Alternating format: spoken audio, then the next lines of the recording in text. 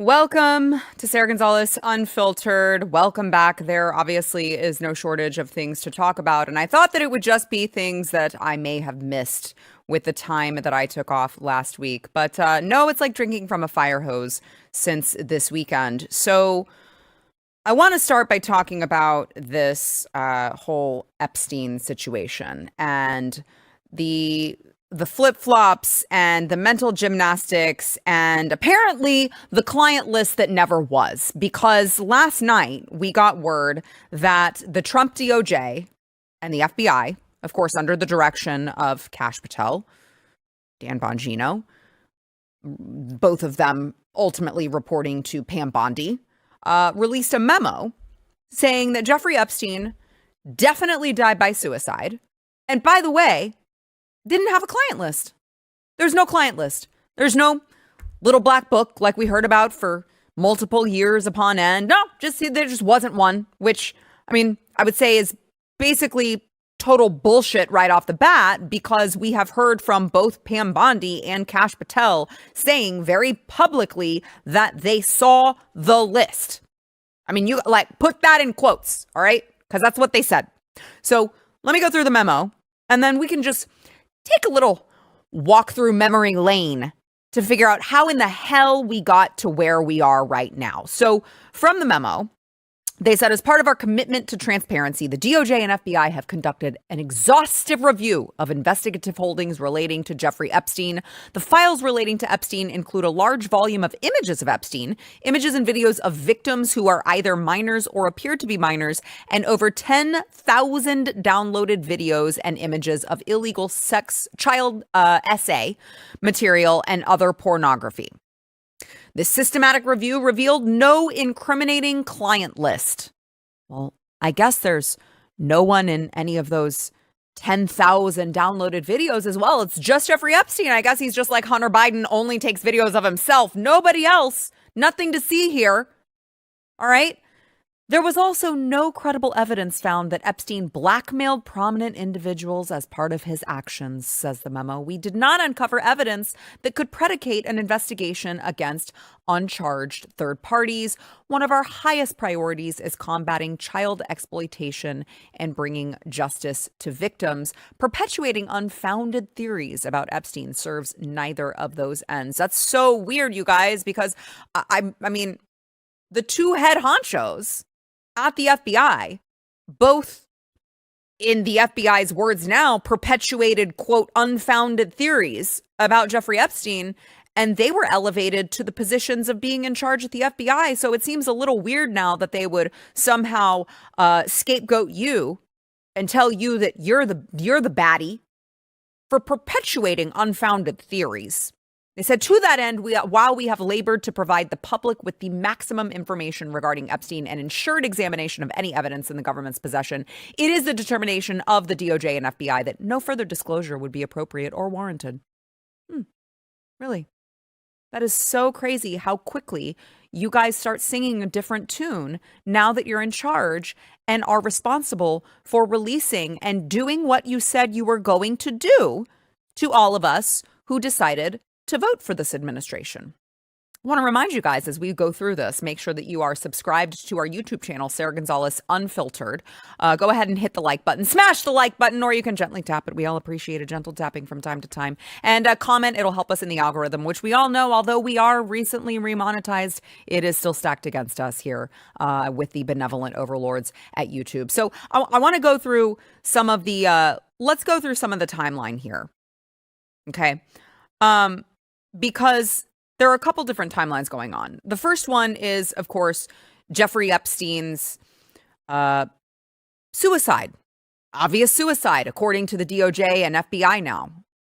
There were no funny business. It's just coincidence that the guards signed out and the cameras malfunctioned and all of these things, all of these moving parts that we were told happened all at the same time. Coincidentally, that's just It's just nothing to see here because July 23rd, 2019, Jeffrey Epstein supposedly attempted suicide and was placed on suicide watch. And then they removed him from that suicide watch just a few days later. Fast forward to August 8th of that same year, Jeffrey Epstein signed his will. August 9th, the following day, his cellmate was transferred to another prison and he was, left alone in his cell. Golly, I wonder how that's so crazy that the very next day, his cellmate was just inexplicably transferred. He also made an unmonitored 19-minute phone call, which is against prison policy. But again, it's all just silly coincidence. Oh, by the way, in addition to that, that very same day, he was left with excess bed sheets and clothing, which he shouldn't have been left with. All right, so back to the DOJ FBI memo. It says, the FBI's independent review of this footage confirmed that from the time Epstein was locked in his cell at around 10:40 p.m. on August 9th until around 6:30 a.m. the next morning, nobody entered any of the tiers in the SHU, in that building. So why is there footage of a prison staff member entering the door right there at 12:02 a.m.? I mean, listen. I'm all for theories of like weird, mysterious beings, ghosts, being around prisons and places like that. But that's very clearly an actual human being. Okay, so we see that.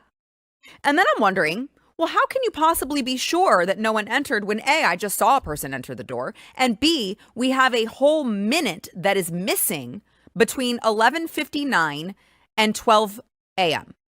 11:59 to 12 a.m. So 11:59 p.m. There's 11:50. Did you guys see that? At the very bottom, it goes from 11:58 all the way to 12 o'clock. Where's that minute? Where's the minute? I mean, a lot can happen in a minute, okay? Especially when you know that you are trying to, okay, we've only got a minute that we can clip from the security cams. This is what we're going to do. This was very clearly a well thought out plan, at least days in advance, because you had bringing Jeffrey Epstein back into the fold in where his cellmate is, moving the cellmate out, leaving all of the excess sheets. But again, those are just crazy coincidences. Okay. So Breaking Point's correspondent James Lee claimed that he posted the video on TikTok and the app immediately flagged it as AI generated. Immediately. I mean, it's right there. That is the video that they released. So after that, August 10th, of course, Jeffrey Epstein was found dead in his cell at the Metropolitan Correctional Center in Manhattan, New York. And remember, multiple cameras malfunctioned. That is so crazy. We just only had the one working camera in the common area that didn't actually show Jeffrey Epstein's cell door, which is, exactly what we just looked at. So what happened to that malfunction? August 16th, more questions arise. New York City's chief medical examiner ruled Jeffrey Epstein's death a suicide. And then let's fast forward a couple months to November 19th, when two correctional officers, Michael Thomas and Tova Noel, were indicted for falsifying jail logs and conspiracy after neglecting to check on Jeffrey Epstein for hours prior to his death. Well, that's just another crazy coincidence, you conspiracy theorist right-wing nut jobs. It's all in your mind. It just all happened to take place in the same time, all culminating in this one guy who we all knew was in charge of all this blackmail material for very important people. All of a sudden, he hung himself by the sheet, because sheets can definitely take all of that weight. All right. And then, of course, you had video footage from Jeffrey Epstein's earlier suicide attempt in July of 2019 that was found to have been, oopsies, deleted. It was gone. You can't find it. It was deleted, but it was just an oopsies.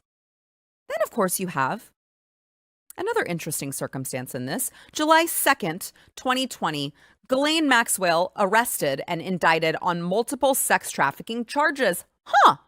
Okay. Remember that? Remember Jeffrey Epstein's partner in crime? Ghislaine Maxwell, December 30th, 2021. She was convicted on 5 counts, including sex trafficking and conspiracy.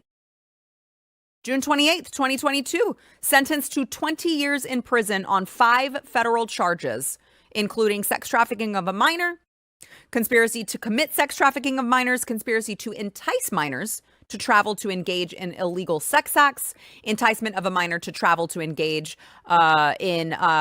conspiracy to transport minors with intent to engage in criminal sexual activity. The list goes on. So who was she trafficking minors to if there was no client list? It was just Jeffrey Epstein? It just 10,000 videos and images. 10,000 images. All Jeffrey Epstein. I mean, I'm just wondering why Ghislaine Maxwell is even in prison if there was not a list of clients that she was trafficking minors for. Remember, the same list of clients that we thought that we may get during her case. And then the judge went, oh, shh, hush, hush. No, you're not going to get that. Now, we've seen the list. You're not going to see it. No, it's not for you. It's for us. You're never going to see it, you poor plebe. So you have to wonder, what the hell is going on with Pam Bondi? I mean, you could argue President Trump could fire her if he wanted to, but she certainly is the top when it comes to who all of these people report to. She is the head of the DOJ. She is the top of the DOJ. Kash Patel, Dan Bongino, the two men who go on Fox News looking like they've seen a ghost, looking like there's an imaginary gun to their heads when they're talking, and they say, nope, Jeffrey Epstein committed suicide. Nothing to see here. You guys are crazy for thinking otherwise. Hope she doesn't kill us. She is the one in charge, okay? And remember, the beginning of this year, February of 2025, Pam Bondi herself went on Fox News, as she does all the damn time now. She can't wait to do her next hit on Fox News. And she went on Fox News and she said she had the client list on her desk and we would all be seeing it soon. Remember that? Watch. The DOJ may be releasing the list of Jeffrey Epstein's clients. Will that really happen? It's sitting on my desk right now to review. That's been a directive by President Trump. I'm reviewing that. I'm reviewing JFK files, MLK files. That's all in the process of being reviewed because that was done at the directive of the president from all of these agencies. Okay. Your boss, the president of the United States of America, told you, review these files and release them. Pam Bondi says, they're on my desk. I'm reviewing them. Well, in between February and now, Pammy, you've done about 1 million hits on Fox News. It really bewilders me how you wouldn't have the time to review such important files as these. Now, remember, after that, I remember this very personally because one of my very best friends was caught up in this. February 27th, Pam Bondi released this, what she called the first phase of the Epstein files, where you had all of these influencers who went to the White House. And I'm going to remind you guys, they went to the White House not on this pretense. These people right there, including my best friend, Chad Prather, went to the White House for something completely different.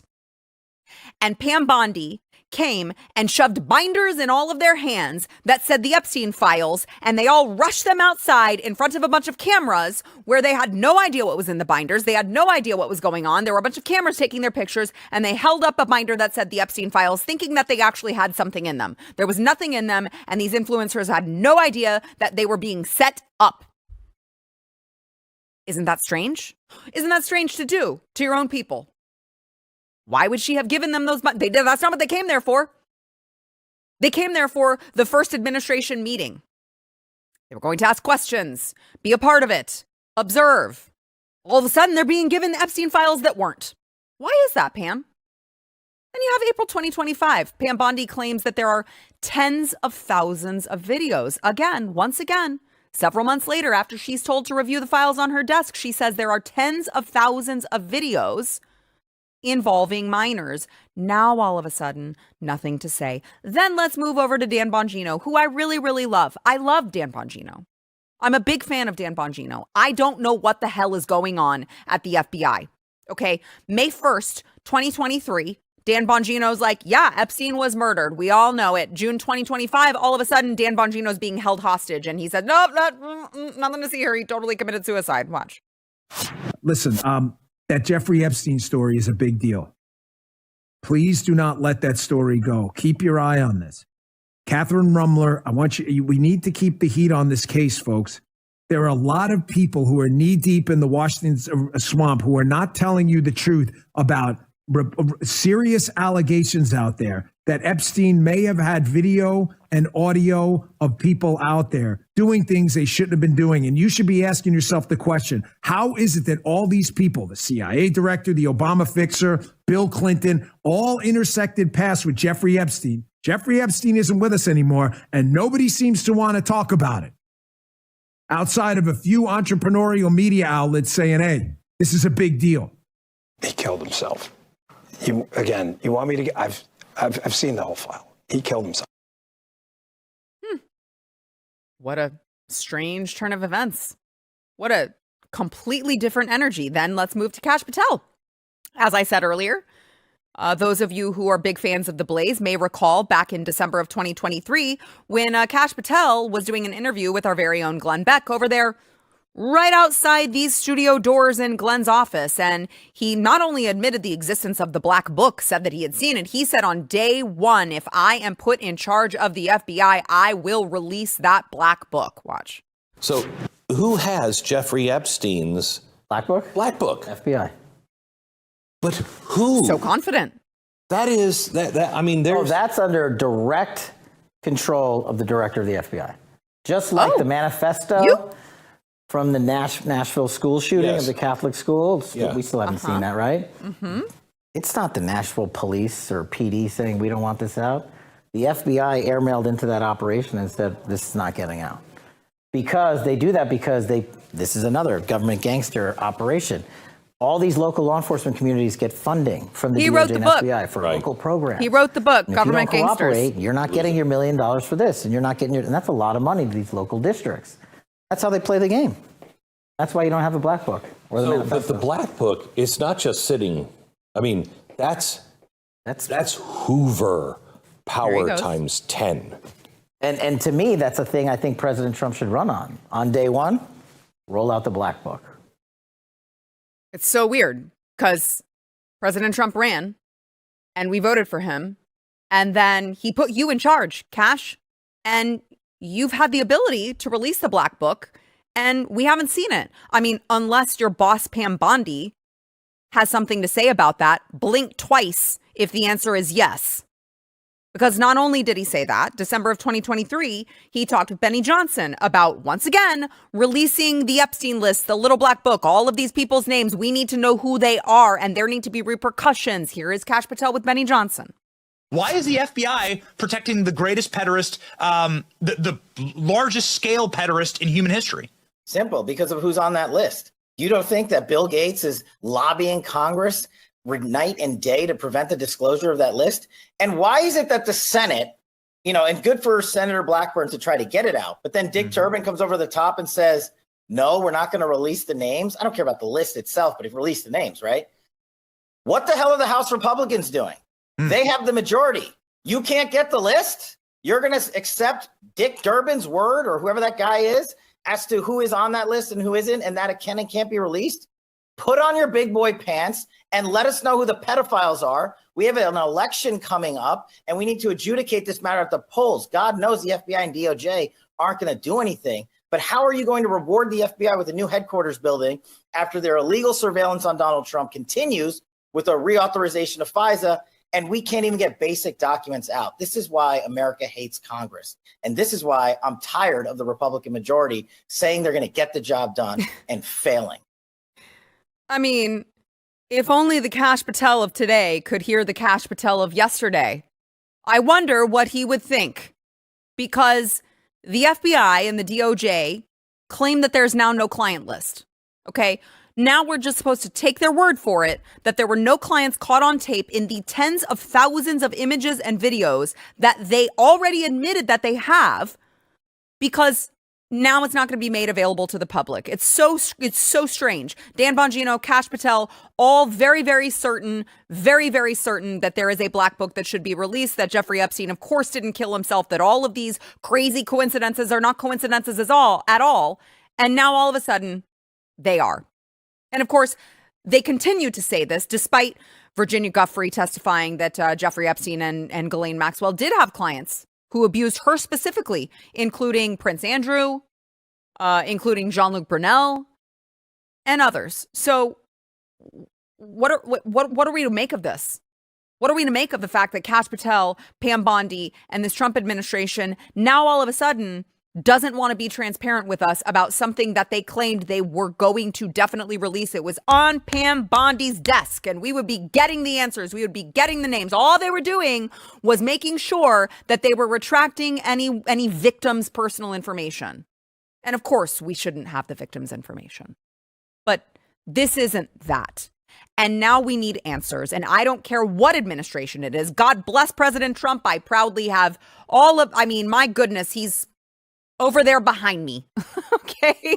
So at a certain point, though, President Trump is going to need to take this into his hands, because it has become very, very clear that this cannot be managed, continue to be managed by Pam Bondi, who has absolutely no intention of giving America the truth. And in fact, it feels a whole lot like she'd rather be deceptive instead. I want to bring on the panel to react to that. First, I want to thank our sponsor, Blue Chew. So I am so glad the panel's not here yet, because I want to tell you about Blue Chew. I want to tell you how you can have better sex, okay? Blue Chew is the original brand offering chewable tablets for this. Now, you may think, oh, the little blue pill, it's only for people with ED. No.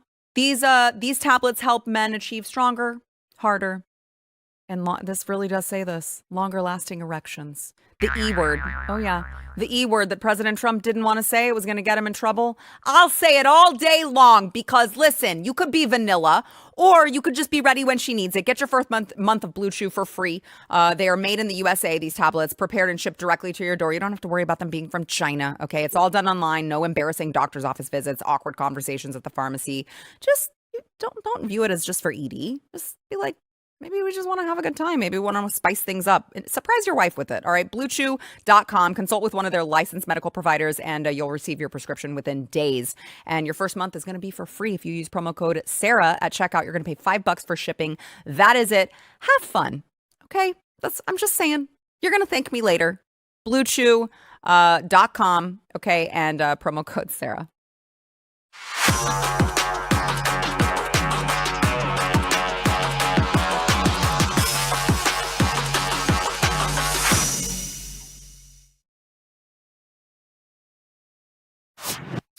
Welcome to the panel. We have BlazeTV contributors, both Matthew Marsden, actor and producer extraordinaire, along with Jaco Booyens, of course, host of The Bottom Line and founder of Jaco Booyens Ministries, which I encourage all of you to go check out. Jaco, you obviously do a lot of work in the, fighting sex trafficking. And I know we talked a lot when the Ghislaine Maxwell trial was going on. I'm very perplexed that now, all of a sudden, there's no black book, there's no client list. Or what did they say? They said there's no, they didn't say there's no client list. They said something with a sequitur in there about, there's no incriminating client list. That's what they said.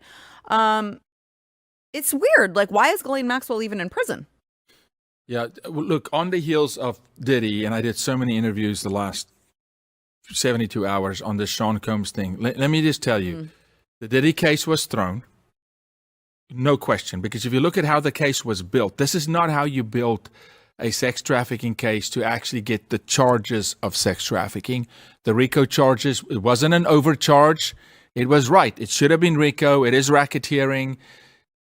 They dropped 50% of the sex trafficking charges. They're making these things go away. They want the public to stop asking for justice. And so the way you make them go away is like, you know what, guys, remember what is a month ago? Bongino and Kash, he definitely did kill himself. Like, well, they said it like they were being held hostage, too. I was on Roger Stone's show last night, and Roger's like, wait a minute. And he's just riddling off all the coroner's reports. And Jaco, this doesn't add up. I said, it doesn't add up because it doesn't add up. Right. So Ghislaine is booked on sex trafficking, which means there's a buyer and a seller. It can't be trafficking if there's no buyer. Okay, there's a buyer and a seller. No buyer is ever subpoenaed. No buyer ever makes it into court on the Maxwell case, on the Epstein case, or the Diddy case.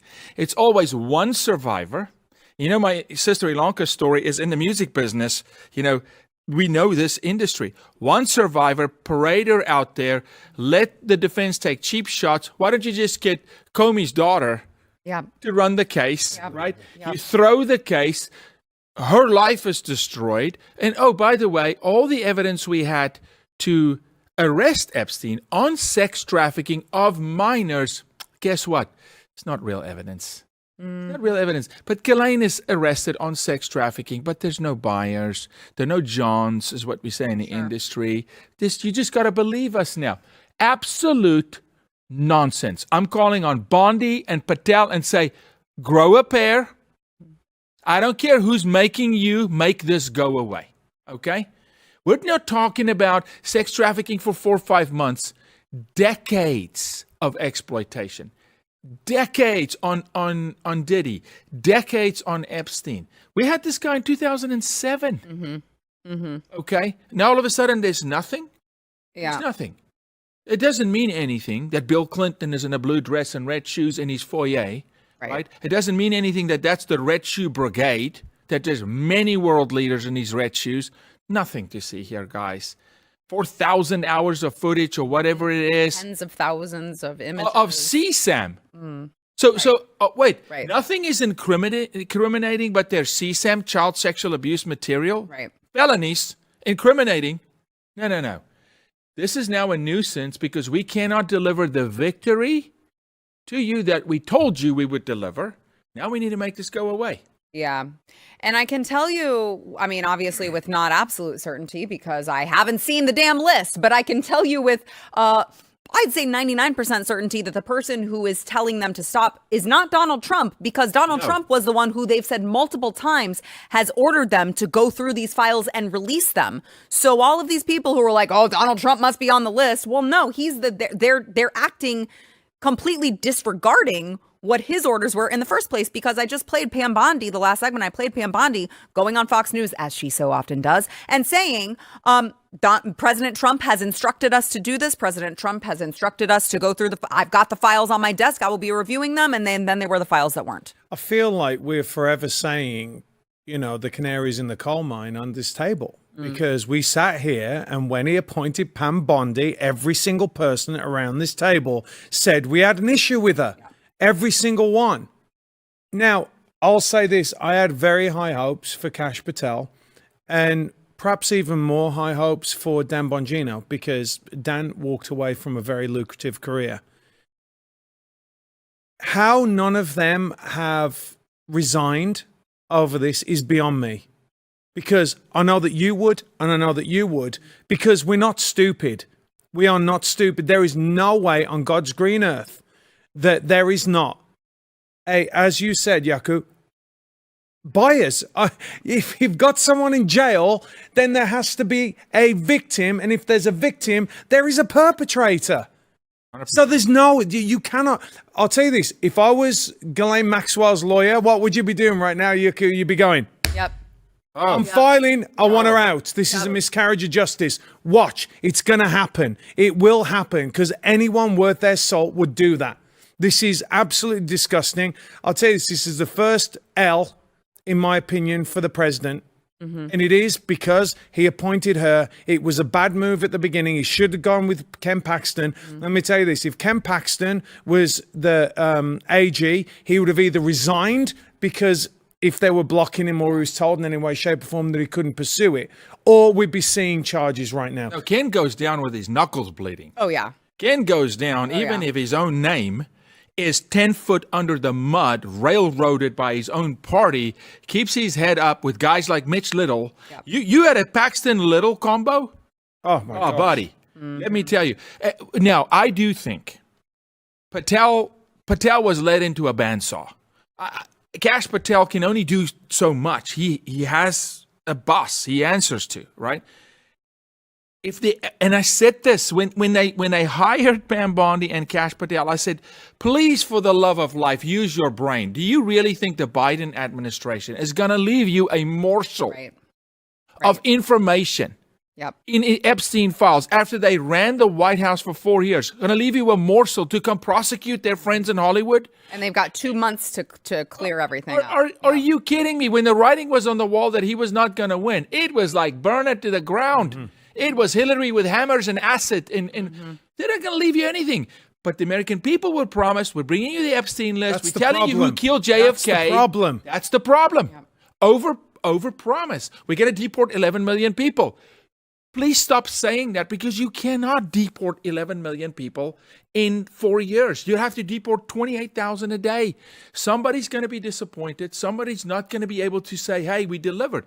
So I think even Pam Bondi walked into a situation where she believed there's evidence and there's files, and then you look at it and go, they left us nothing of value. That doesn't mean it wasn't there.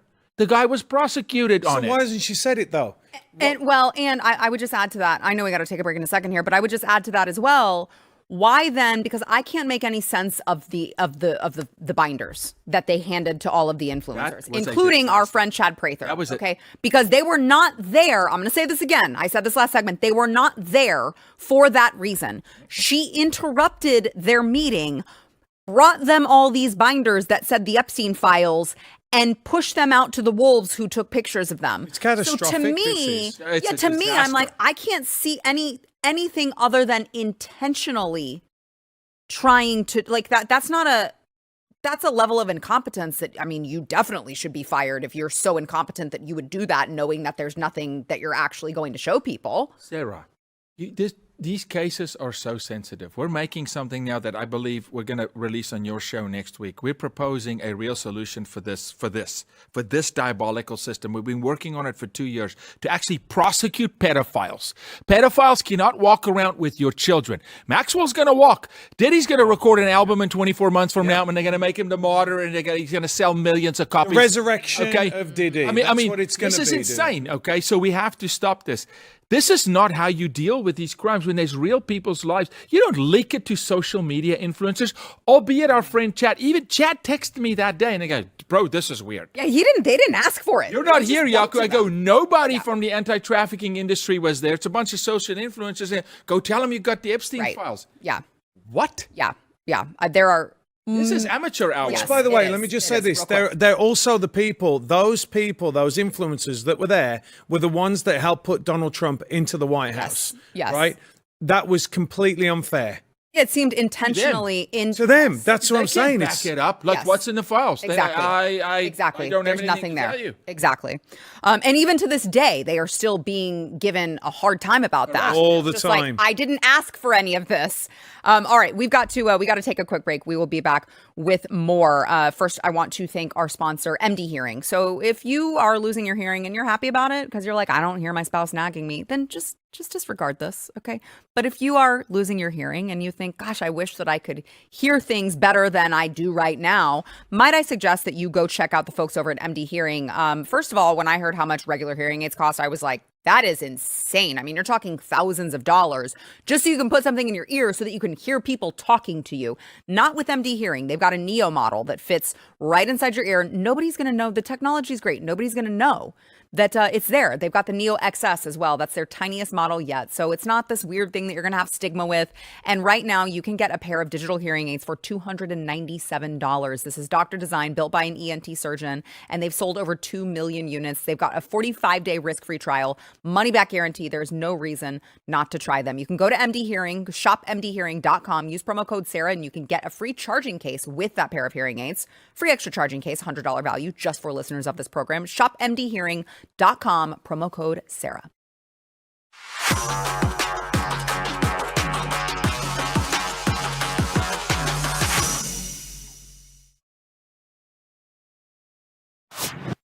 My heart has been heavy all weekend thinking about people in my own state, here in the state of Texas, who have died in this tragic flood in the Kerrville area.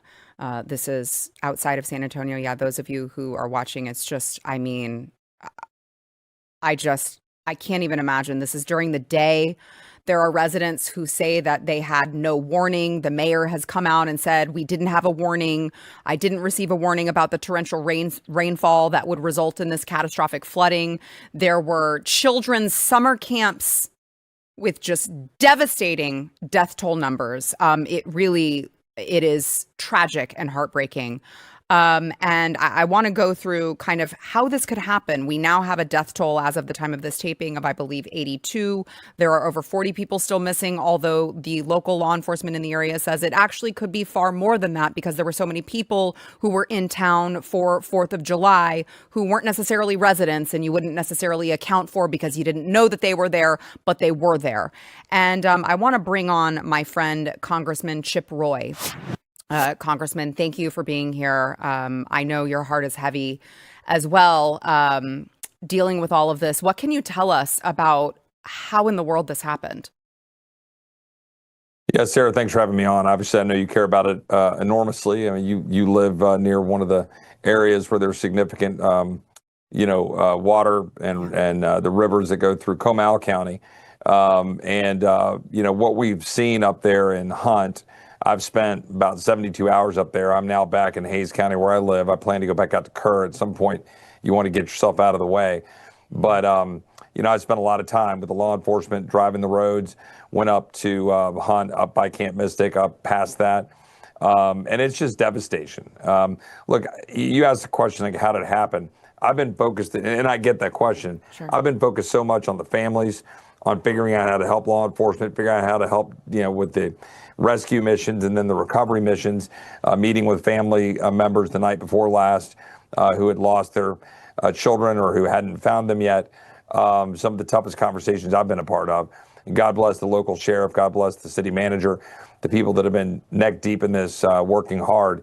And there's been 850 rescues of getting those kids out of the area. There was a bunch of other people that were able to be saved. But obviously a whole bunch of people who are lost. A lot of RV parks people aren't talking about. A lot of the adults and families that were down there camping alongside the river that weren't a part of kids camps. They were just down there on vacation. But you asked the question about how it could happen. And look, we'll figure out the details going forward. What could you do differently? What was wrong? The short version is this. You have a once in a century type of flood. They say, well, we've had it before, 1987 and 1920s, they had a similar flood. Well, kind of. But what you had here with that 12 to 14 inches that was dumped just enormously right in that one spot at the head of the river up there, and you had all that water coming in, what you had happen at 4 o'clock in the morning in the middle of the night, after, yes, there was warnings the day before that there would be potential flash floods. But Sarah, we get those all the time in Texas. Yes. When you get rain, you get flash flood warnings. So you pay attention, you adjust, but you're not expecting a deluge like that. Yeah. And so at 4 o'clock in the morning, when all these kids were asleep in the dark of night and all these families along the river, that's when they had that peak, and it rose like 30 feet in about an hour and a half or so. That's unprecedented, or at least it's not, something we've ever seen. So that's what happened. Maybe there could be better alert systems. Maybe, I'm a fan of sirens. I'm old school. I think cell phones, that's all nice and all, but I'd rather have the old school sirens that go off. Maybe they need to invest in some of that. But bottom line is, it just happened, and it happened in the middle of the night when everybody was asleep. And a lot of people lost their lives trying to save kids, and a lot of people lost their lives saving kids. The camp counselors, the camp directors, they should be applauded, and all the people that did so much work to do what they could and gave their last full measure to try to help kids. Yeah, you mentioned the camps. I think that's the thing that's sticking with me just the most. I just can't shake it, is the thought, I know there's this Camp Mystic, which is primarily a girls' camp, I believe. I don't have young girls, but I do have children, right? I have 2 boys, and I just keep thinking, God, the thought of like sending my kid to summer camp and having them never come back because they died in a flood is just so horribly tragic. And I just can't imagine being so disgusting as this Houston mayoral appointee, Sade Perkins, who made these, I can tell by your reaction, you've heard this, made this series of TikToks where she said that let me just let her speak for herself. This is Houston mayoral appointee Sade Perkins talking about the Camp Mystic young girls who died tragically in these floods. Watch. I know I'm probably going to get canceled for this, but Camp Mystic is a whites-only girls' Christian camp. They don't even have a token Asian. They don't have a token black person. It is a all-white, white-only, conservative Christian camp. If you ain't white, you ain't right, you ain't getting in, you ain't going, period. And I think that context needs to be said in this matter.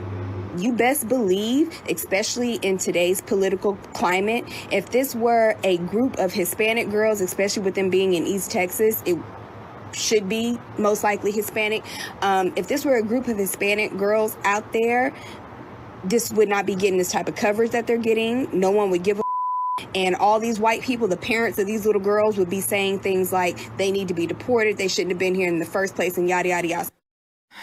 Congressman, her lack of geographical knowledge aside, because this is, of course, not in East Texas, I can't think of a more disgusting thing to say after children have had their lives lost and mothers and fathers are burying their children and having to worry about, funeral matters, to just say, well, they're white, so I guess what? That's the only reason why people care if they were black? No, I mean, I cannot even make sense of it. Yeah, well, I don't know who this woman is, and I don't ever care to meet her, and she's going to be a footnote on the trash bin of history. She's irrelevant. What is relevant are all the great human beings who are out there helping people. What is relevant are these beautiful young girls. I don't know what color they are. Yeah. All I know is that I heard them on a bus singing church hymns while they were leaving a camp where many of them lost their friends, lost their siblings, and they're leaving a camp singing church hymns while looking at the destruction that came from a flood that happens, once a century, and bonding, doing the things that the camp director set when he bought that camp in 1973, Dick Eastland. They set up this tone. One of my staffers worked at that camp. He knows him. He would take people out to teach them fly fishing, teach them fishing. He would teach them life lessons. They thought of him like a grandfather. I had a young woman, a staffer of another office, who delivered cookies to my office this morning. There were the recipe. They're called Tweety cookies, which was Dick Eastland's wife. She's still with us, but the Tweety cookies were what are known in the camp. And they're for the hardest working people. And they gave them to my staff because they've been working around the clock for the last 3 or 4 days to try to help people. That's the story of this. It's the story of the woman who lost her life saving 5 campers, a camp director who was active in her church in Kerrville. It's the Coast Guard guy that saved a couple of hundred people. It's the 850 kids who got removed from all of those camps.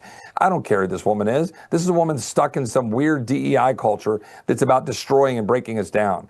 This was a group of camps and counselors and camp directors who were about bringing people together to share the gospel of Christ so that people can come together and make this world a better place. And you know what? I look forward to these camps getting put back in place. We'll put the right things in place to make sure we can avoid these kinds of disasters in the future. But at some point, disasters are disasters. There are F5 tornadoes that hit. There are hurricanes that hit. We do the best we can. We have people working to get signals out. And then once the floods were happening, people acted as they should to save their fellow men and women or boys and girls. And I'm proud of what everybody did to try to respond to it. Yeah, and I appreciate you and your staff and so many others who have been working around the clock to get these people supplies and to continue helping with rescue efforts. I have heard from Texas State Representative Wes Verdell, who is over there in that area, that they are asking people, please don't just come. There are a lot of people there right now. That's probably not the best thing that you can do. Do you know, can you tell the audience what they can do if they want to help? What is the best thing that they can do right now? Yeah, first of all, pray, and all people across the country have been doing that. Second of all, go online and donate. Dollars will always be able to help and be able to be used where they're best needed. There are lists of the kinds of materials, gloves, and generators and chainsaws and whatever that are needed. You can go to my website, but you can go to my social media. Right. Go to ChipRoyTX, ChipRoyTX, or Rep Chiproy on Twitter or on X. And you can go look and see what I've posted. We put it up on Facebook. We put it up on my website at roy.house.gov. And we've got all the information where you can call a number to donate, a website that you can go to donate, what's needed. But most of all, be patient a little bit. We're going to need help in a week. We're going to need help in 2 weeks. And everybody forgets and they go back to life. But that's when we're going to really need the help. Right now, we're trying to clear out, find bodies, clear out the disaster area, open up roads. And then we're going to need a lot of help over the next 6 months to a year. But we'll rebuild. We're Texas. We're the 8th biggest economy in the world. We're filled with a lot of God-fearing, awesome people, and we'll rebuild. But we're deeply appreciative of all the support from all across the country and all across the state. And if you can help, please do. Just look at how best to do it. Don't show up right now. Wes is right. Yeah. Congressman, I appreciate you so much, especially in this moment of need for Texas. It is we are very grateful and blessed to have leadership such as yours. I will make sure to repost all of your posts as well, showing people where they can donate. And I'd like to believe these people who watch this program have proven to me they're a very giving audience. They are a very, very God-fearing audience. And I know that they are looking forward to helping. So I appreciate you so much, Congressman. Thanks, Sarah. God bless. Let's visit soon. Thank you. Yeah. Talk soon. See ya. Hopefully it's under better circumstances the next time I get to talk with him. All right. I want to come back with the panel and get their reaction to this when we return.